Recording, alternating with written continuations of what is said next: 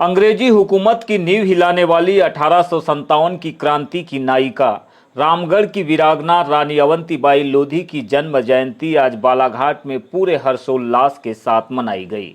इस गौरवमयी अवसर पर बालाघाट जिला मुख्यालय में लोधी समाज द्वारा एक विशाल और भव्य सामाजिक रैली निकाली गई।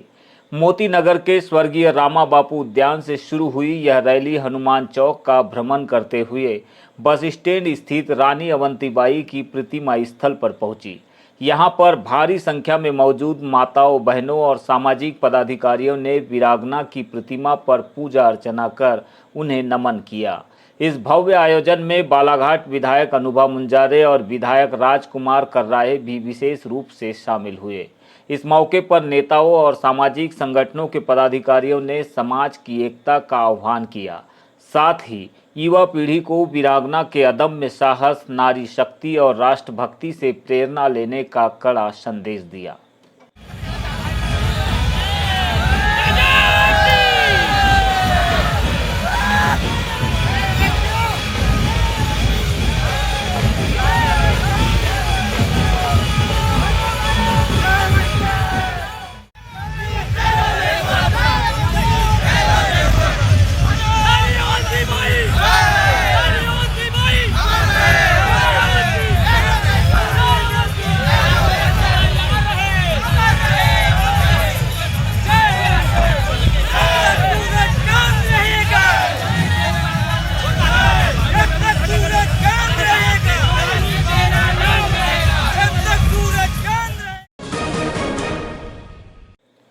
बालाघाट से भोपाल का सफर कर रहे यात्रियों के लिए 15 अगस्त की रात एक खौफनाक हादसे में बदल गई।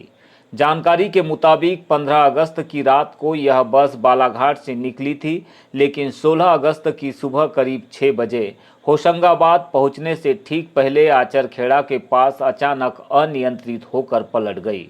हादसे के वक्त बस में करीब 50 यात्री सवार थे, जिनमें चीख पुकार मच गई।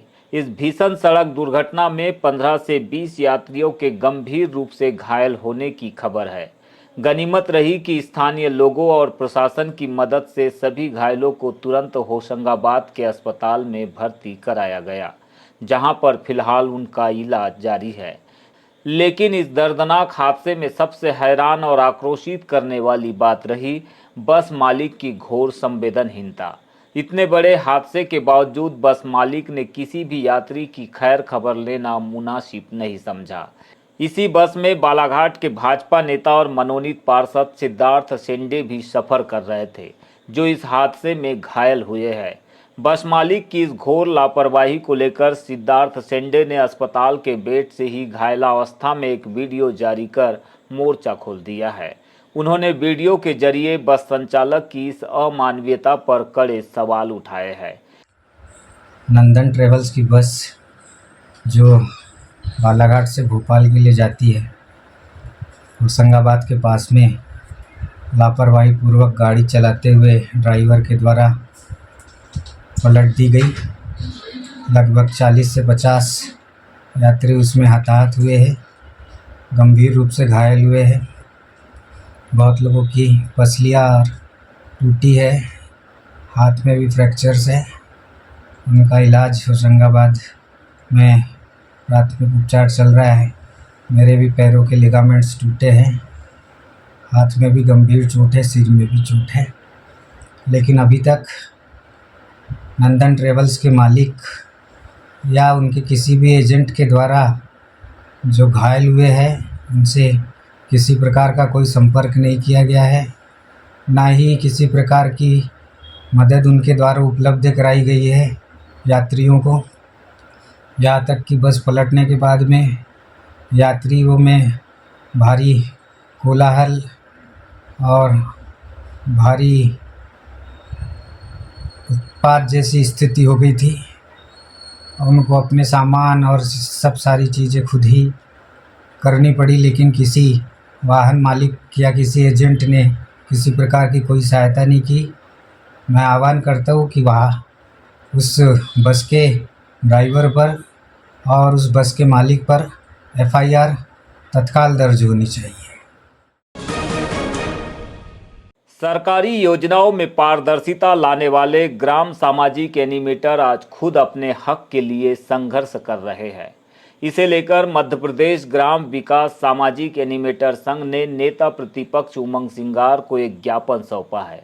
संघ की सीधी मांग है कि केंद्र और राज्य की जनकल्याणकारी योजनाओं का सामाजिक अंकेक्षण यानी कि सोशल ऑडिट केवल पूर्व से प्रशिक्षित वीएसए कार्यकर्ताओं से ही कराया जाए, न कि जन अभियान परिषद या किसी बाहरी प्राइवेट एजेंसी से। संघ का आरोप है कि 2019 में कड़ी चयन प्रक्रिया और ट्रेनिंग के बाद चुने गए ये एनिमेटर, जिन्होंने मनरेगा, आवास और मिड डे मील जैसी योजनाओं का निष्पक्ष ऑडिट किया, आज पिछले एक साल से खाली बैठे हैं। संघ का आरोप है कि 2019 में कड़ी चयन प्रक्रिया और ट्रेनिंग के बाद चुने गए ये एनिमेटर, जिन्होंने मनरेगा, आवास और मिड डे मील जैसी योजनाओं का निष्पक्ष ऑडिट किया, आज पिछले एक साल से खाली बैठे हैं।